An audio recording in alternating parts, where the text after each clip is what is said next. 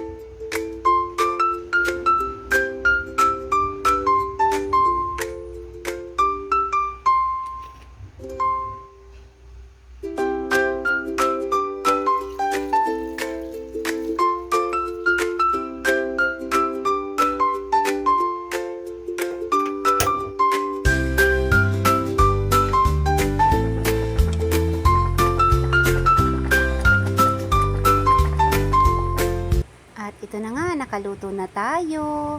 At ito nga yung ating San Fernando. Naluto na nga yan at babalatan naman natin para pwede nga natin ilagay dyan sa ating niluto na ulam na tilapia. Pero itry lang muna natin kung gusto ng mga bata na lalagyan ko ng San Fernando. Dahil first time pa nga nila nitong makakakain. Kaya hindi ko pa alam kung sure na magugustuhan nga ng mga bata. Siyempre, tayo naman ay alam natin ang panlasa ng ganyang pagkain na San Fernando. Hindi ko alam kung anong tawag sa inyo, taro sa iba. Ayan, pero sa amin, San Fernando, yung ganyan. At ayan nga, habang binabalatan ko nga dyan, ay iniisip ko nga kung kakain nga ba talaga yung mga bata niyan.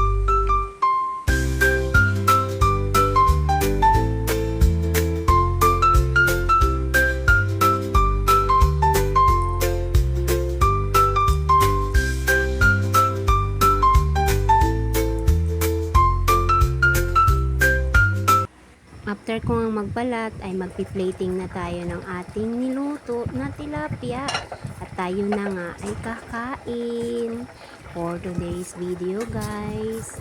At ayan, medyo hininaan nga lang natin ng apoy dyan dahil luto na nga yan. Tara guys, samahan nyo akong kumain.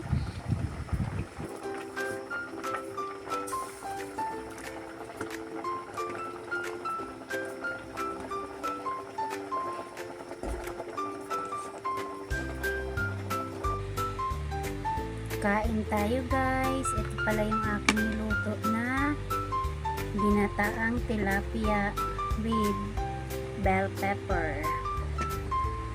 May kanin tayo dyan. Kain tayo guys. Yum yum yum. Kain tayo guys. Ito yung ating niluto na tilapia. Ginataang tilapia. Tapos hinaluan ko siya guys ng pechay, tapos ito, talong. Tapos ayan, may bell pepper din. Diba? Sarap. Ayan. Kain tayo. Kaliwete tayo.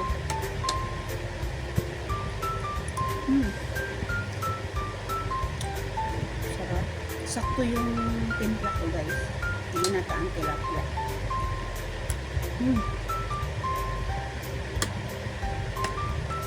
Kain tayo guys. As ito.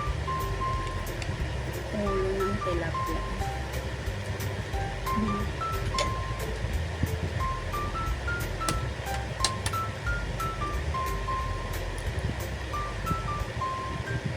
Mainit pa guys, kakaluto ko lang.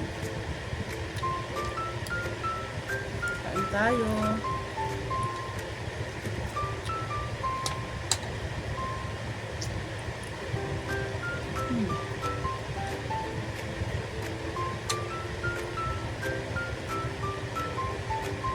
Masarap yung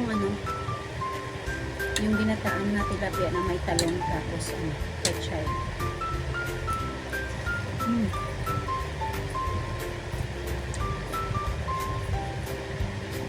Magpapaan ni rice talaga kayo, Charis. Diba? Sarap. Kain po tayo. Anong ulam nyo guys?